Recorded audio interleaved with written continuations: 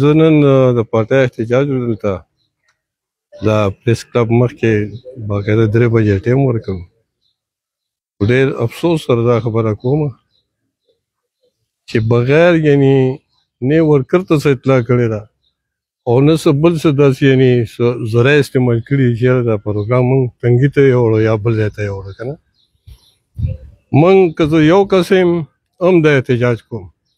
د عمران خان د رهایه دپاره عمران خان دې رها کړي شي او د عمران خان چې څونه نور ملګري دي مطلب دا دی چې زمونږ سیاسي قیدی چې شاه محمود قریشي دی چودھري دی اعجاز چودھري دی صنم بټوره دا دی ټول رها کړي شي. د دې مطلب دا دی چې د ډسټرکټ کوم تنظیم دی د هغې څه دلچسپي نشته بالکل د عمران خان په رهایه کې ځکه دا کار کړی دی ځکه چې دا احتجاج په ډسټرکټ کې دا په تحصیل کې نه دی. زه خو لومبې د دې غندنه کوم او د خپل صوبایي صدر چې کوم د پی ټی آی هغه نه دا مطالبه کوم چې ډېرې فورن ایکشن واخیستلی شي دا تنظیم هسې برای نام دی دا ختم کړی شي او د ورکرانو یو نماینده تنظیم چې هغه د پی ټی آی هغه د شیرینو مقرر کړی شي ولې چې د چارسدي خلکو د پی ټی آی سره ډېر محبت کړی دی ډېره مینه یې کړې ده. 15 ممبران د صوبایي ورکړي 2 د قومي ورکړي دا موږ سره چې کومه لوبه کېږي دا موږ آینده نشو برداشت کولی. موږ د عمران خان سپیان یو موږ به د عمران خان دپاره روزو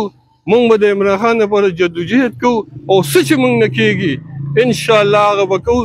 دا خلک په خپلې مردیت د موږ نه پرېږدو د عمران خان په نوم ووټ والي او بیا د عمران خان نوم استعمالوي د هغې د رهایه کې دیوالو څه دلچسپي شته او نه علي دغه د ما 2-3 سلو خبرې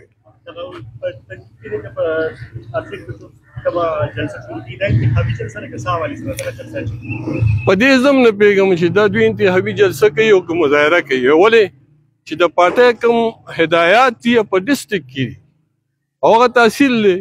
چې په هر ډسټرکټ کې یو مظاهره پکار ده. ګوره زموږ دا ملګري تاسو شاته ولاړ دي څه لاړل سره دنیا خلک تاسو ولیدل ځي راځي نو دا خو د عمران خان دپاره راځي که نه الیکشن دی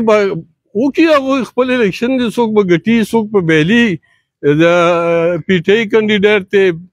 بل هم پکې ولاړ دی هغه هغوی خپله خوښه ده. خو ګوره زموږ بنیادي کار دا دی چې د عمران خان د رهایه لپاره موږ جدوجهد وکړو موږ شپه ورځ په ځان یو کړو او باندې څه تېرېږي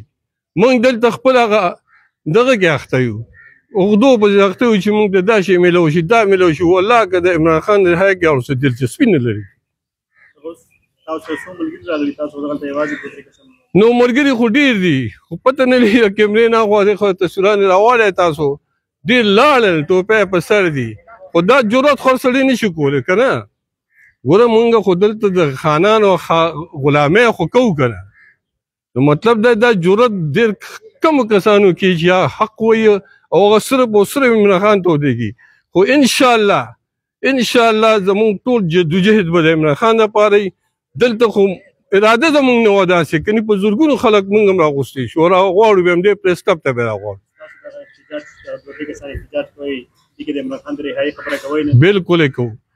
مونږ حکومت نه مطالبه کوو بلکې حکومت هم نه کوو دا یو جعلي حکومت دی په 47 فارم باندې راغلی دا حلقو نه مطالبه کوو چې چا لاس کې ګرفتارۍ او پرېښودلو ګرفتاري وي فوراً د رها کړی شي ټول زموږ سیاسي قیدیان چې څونه دي د پی ټی آی